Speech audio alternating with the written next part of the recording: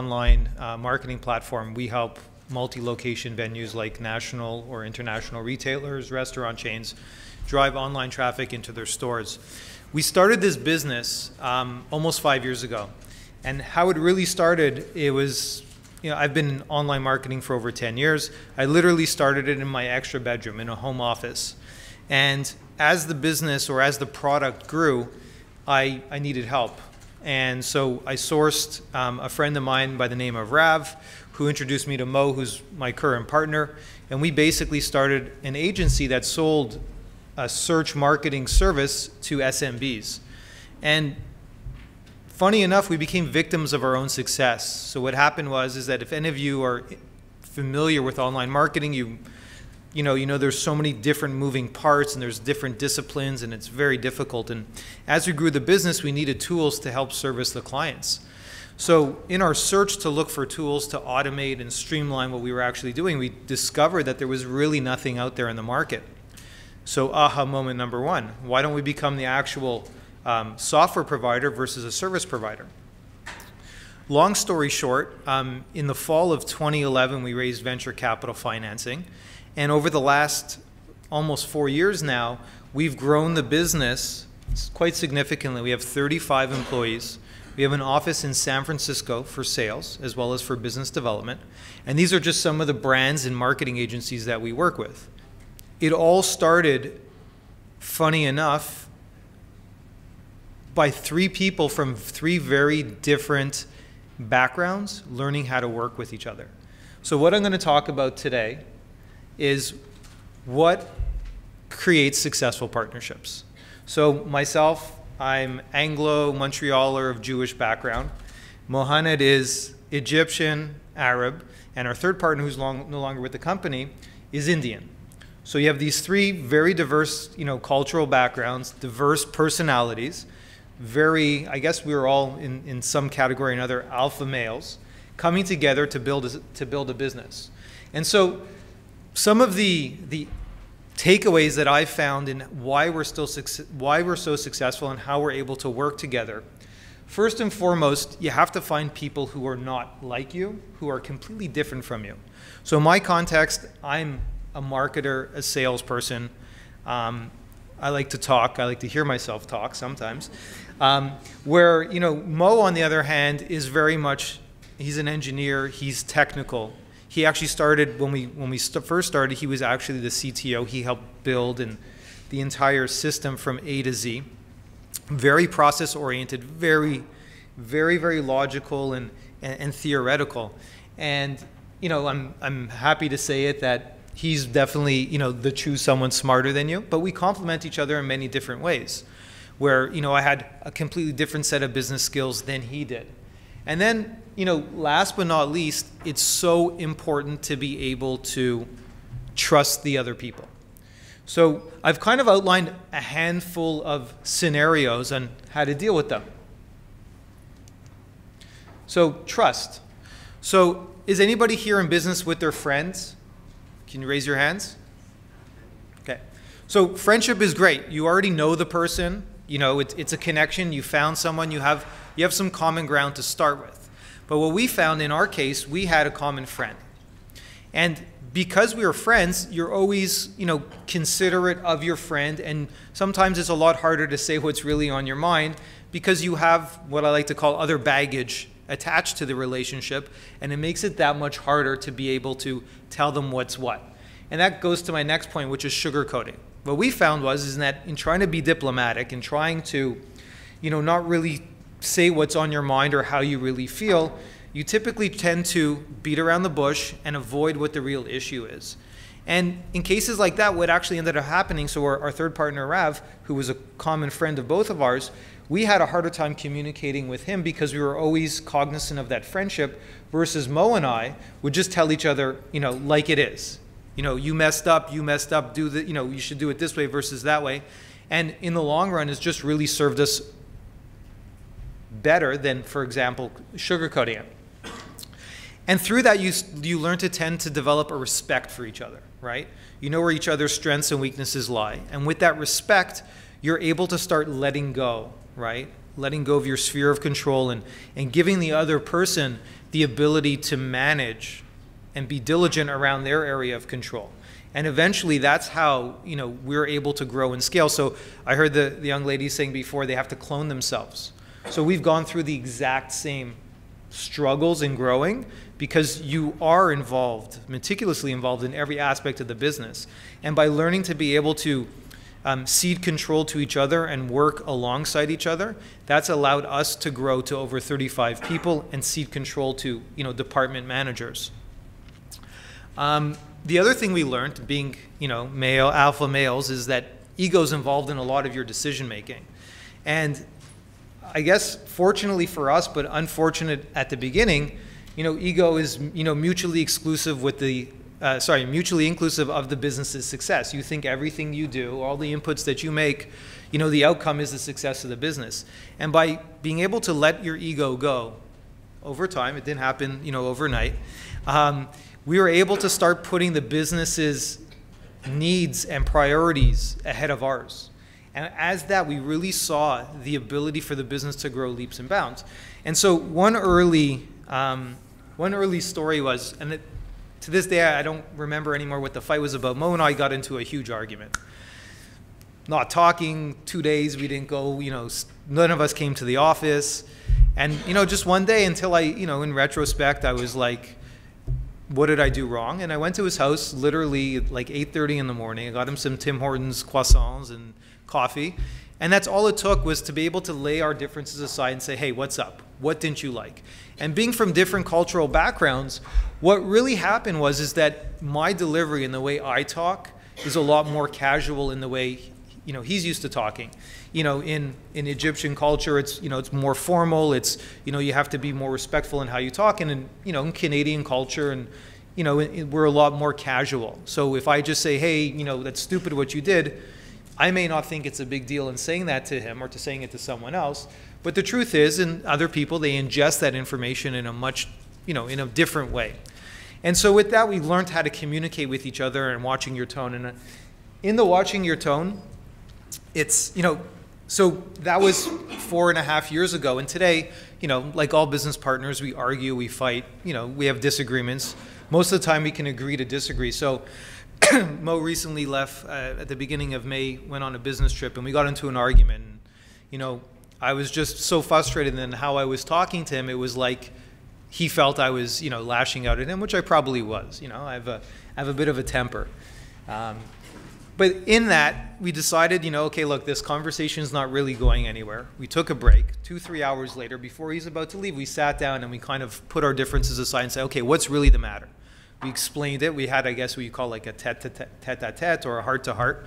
We were able to iron out the differences. We patched things up. He went on his trip. We continued as such, and you move on. So a lot of that is really being able to put the water under the bridge, leave your ego aside. Now, specifically to watch your tone, one thing I learned the hard way was emails. So we could think we're saying something sarcastic or funny in an email, and the other person may completely interpret it in a completely other way, different way. So one trick that I've started to do is that when there's something on my mind, whether it's with my business partner or, you know, the people that work with us, it's write your points down and talk to yourself in the mirror. Say it out loud. Think about all the different ways that it can get interpreted, because, you know, in today's day and age, when we have great employees, you never want to lose them, right? And so one thing comes out with the wrong tone can be interpreted by someone in a completely different context in which you intend it to be, and that can end, you know, a very important relationship. So that's one little trick that I've learned to do to, I guess, to deal with, you know, I guess my personality quirks, and it's served us and served the company pretty well. Next is what I call the euphoria doom curve. So for all of us who have started businesses out before, we know that what happens is when you get that initial idea and you get someone else to buy into it, it's euphoric. It's like, we're gonna be gazillionaires. We're gonna take down Facebook and Google and everybody else, and no one can stop us. And then as you start to, you know, let the idea and start to think of all the different moving pieces in the whole equation, once that starts to distill and simmer for a couple of days, weeks, months, even sometimes years, you start to see all the kinks or, you know, the holes. So it becomes like a block of cheese, then it becomes Swiss cheese, and then it becomes a piece of cheese. And so what I like to see, the peaks here are euphoria and the valleys are doom. And what happens is, and this is my metaphor, is that as we learn to work with each other, we will be able to withstand the gyrations or the volatility in the relationship. So, you know, an idea high, and then you realize all the kinks are getting low. Then you start to build the product, whether it's, you know, a service or an actual physical product or a piece of software. You go through the trials and tribulations of that. And, you know, this will either tear people apart or will bring them closer together. And then it becomes validation. Let's bring it to some potential customers, or, you know, show other people in the industry, what do they think. You know, those highs and lows are nowhere near as big as selling it, because, you know, everybody likes your idea, but, you know, until someone's ready to cut you a check for it, those highs and lows are much different. And then finally it's sales, right? So there used to be days where, you know, you'd have the highest high in a day, and then like 5 minutes later, an hour later, you get slammed with, like, you know, the most devastating thing. And over time, we learn to deal with it. And funny enough, it's this. So every December, we plan for the year. And so, you know, we put our plan. We do the year in revision. What went well? What went badly? What can we change? How can we improve things? And you're like, this year we're finally, you know, things are going to cruise along. We can finally start taking ourselves out of the minutia of the business. And then something else comes along and smacks you. And it's just like, now we have to go back in, get down, roll our sleeves up again, you know, right size the ship, or, you know, or put the ship back on course and do that. And it doesn't get easier as your business grows. But hopefully with experience, you have a stronger partnership, a stronger bond, and some experience to be able to make these decisions easier. So building on my euphoria doom curve, I have a couple of, or just one word of wisdom. So does anybody here watch Game of Thrones? Okay, so it's about power sharing, right? Not power struggling. I know I've seen a lot of partnerships, you know, former partnerships of my own. They always end in power struggle, you know. People want to go one way versus the other. And again, it's all boils down to ego. I'm not a psychologist. I don't have a psychology degree. But I can tell you from experience, you have to know when to fight.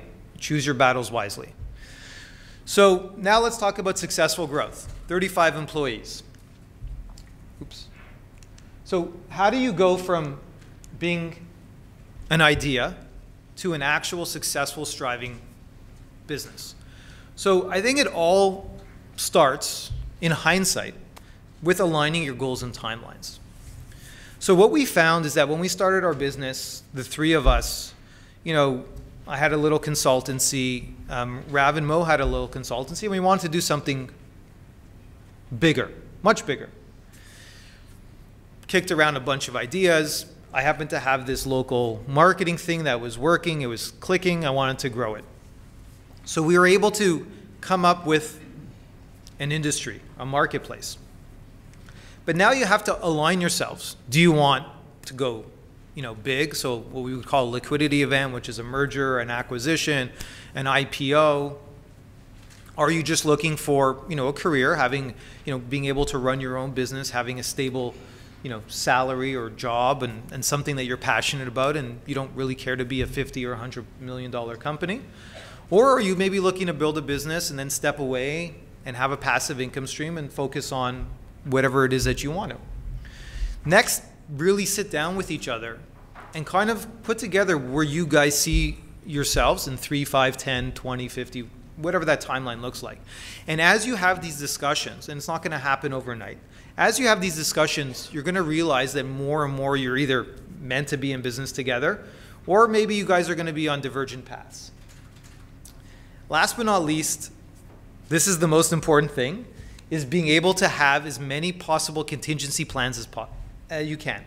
You're not going to think of every possible contingency or problem, but what it will do is it will allow you to start thinking on your toes to be able to deal with problems that are inevitably going to come up.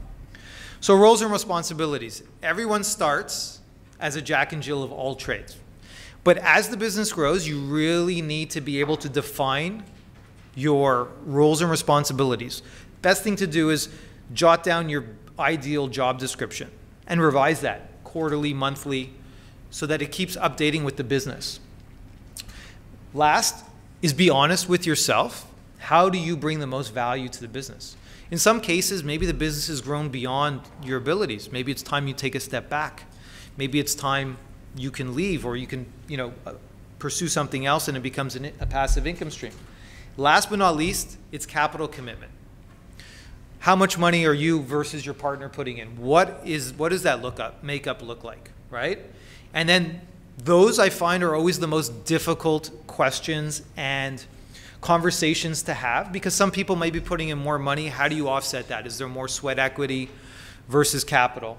I don't have much more time, but I'll leave you with this. Sales, being someone that's raised several rounds of venture capital financing, sales is the best source of capital. Banks are a little hesitant or shy to lend to early stage businesses, especially if you're in the knowledge sector. Venture capital or any investors requires dilution of your equity, meaning they're going to take a piece of the business.